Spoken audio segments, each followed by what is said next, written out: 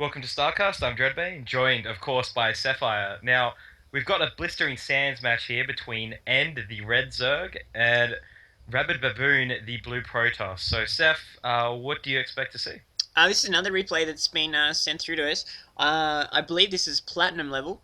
Don't know too much about these players, but I'm looking forward to a good game here. I would not quite sure what to expect with Blistering Sands from Protoss though.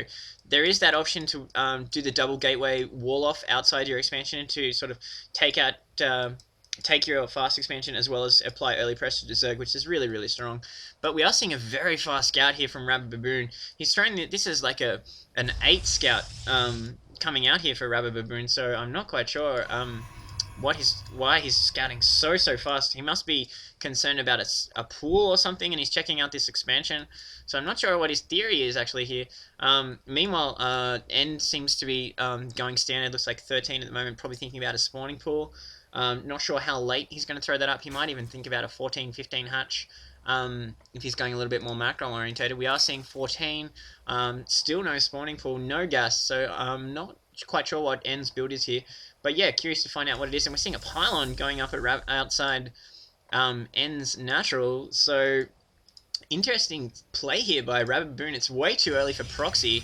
And we're seeing a gateway going up outside N's base. This is pretty crazy play here. This is, I mean, forward advance gateways are really good for Protoss, but this far down in the map and throwing it up inside his natural, I think this might be too much aggression here from End, but End, at the same time, was going for this heavy macro build, going for a late spawning pool, and that drone was looking to throw up an expansion, so we were seeing like a 15 pull into 16 hatch, and so this has been delayed here, so this is really kind of beneficial for RabidBaboon that End was going such a heavy macro build, because now End is being forced into one base to try and deal with this massive aggressive move from RabidBaboon. There's only one pylon powering these two gateways. I'd expect to see some Chrono Boost going off on yeah, especially with full Chrono Boost, man. I'd expect to see some Chrono Boost going off on these Zealots to get them out really quickly. But yeah, pretty crazy opening here. I'm not sure how End is going to respond to it. This is amazing. I mean, I'm such a huge fan of RabidBaboon so early on. This is crazy business. It's like he wanted to do. He basically set it up like a like a cannon rush here, but he's actually just put two gateways. So I kind of hope this works, just to see some crazy business actually pay off for somebody for once. But he is using this chrono boost. He is gonna almost like you heard me. He put the forge down so that we will see him cannon this place up. This zealot though, joined by his buddy now, needs to protect this this forward advanced position while they're getting reinforced. So I'm really curious to see if Baboon can actually pull this thing off, because he's actually got three zealots out now, and he's actually looking to push in. So he has to be very careful not to lose these zealots, of course, because if he loses those zealots, it's going to be game over, because he's not going to have enough time to really rebuild his base. So yeah, very tense situation for End. He could get he could be taken out pretty quickly if he's not careful here. Yeah, this is totally crazy. Way off the reservation play by RabidBaboon. I like the audacity of it. I mean, it's really forced this one base play from End, who was going heavy macro. So there's just a crazy amount of force being built up in by RabidBaboon here. We got a full contain going off. I mean, these Zerglings not really in a position to be able to deny this. I see them moving out now, but there's so many Zealots, and they're going to be caught at this ramp. This is not the ideal position for the Zerglings. They really need to retreat and bring this Queen into the mix. Although we are seeing an engagement now, we are seeing these Zerglings going down, but these Zealots going to work, picking off a number of Zerglings. The Queen is really going to have to get involved to turn the tide of this battle. More Zerglings being produced and Zergling speed, but these Zealots hammering through these Zerglings. End is desperately trying to micro his units here. He's only got a couple of Zerglings left. I think these Zealots should have committed to this fight. They would have been able to take him out there, and they've lured this Queen away from the creep. This Queen could go down very close. It's going to be one hit will take it away, but these Zerglings coming in to defend. I think N should have, RabidBaboon should have committed to that attack and left his Zealots in the base, but he does seem to be withdrawing here.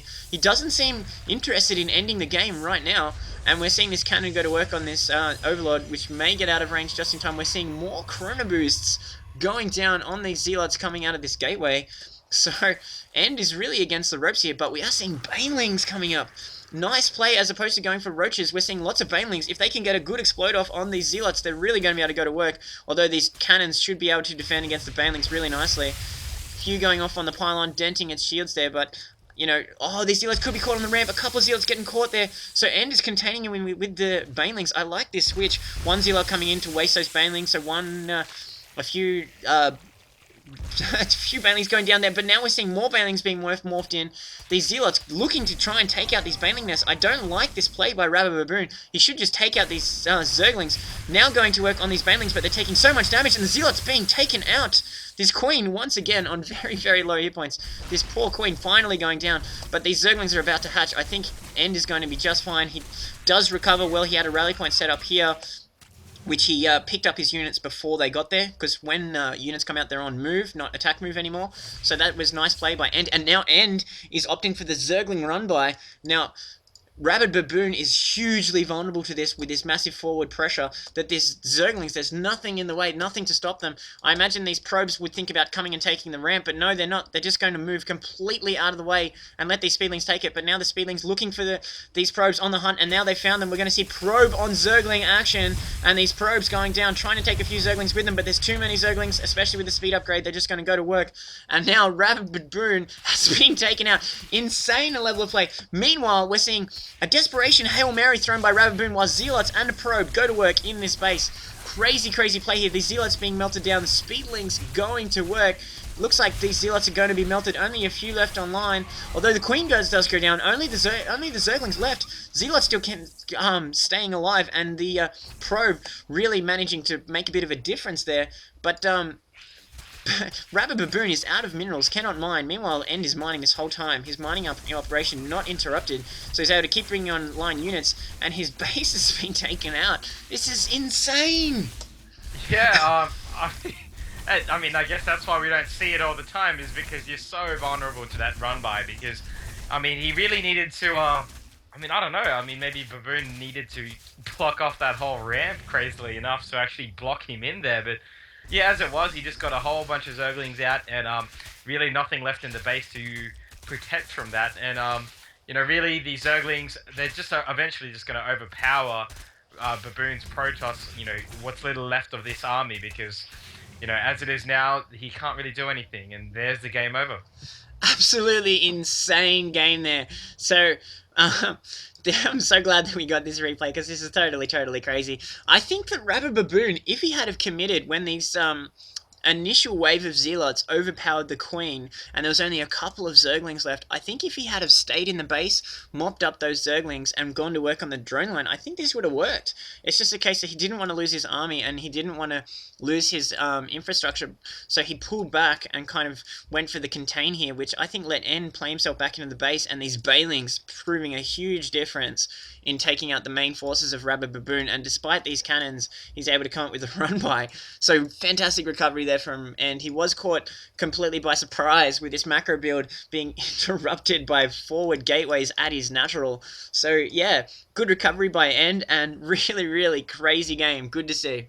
I love that match. It was very cool. I wish the Protoss player pulled it off, but you know, those are the breaks, and he just didn't do a good enough job to really contain End in the end. So, yeah, that's it, guys. We'll see you. Adios.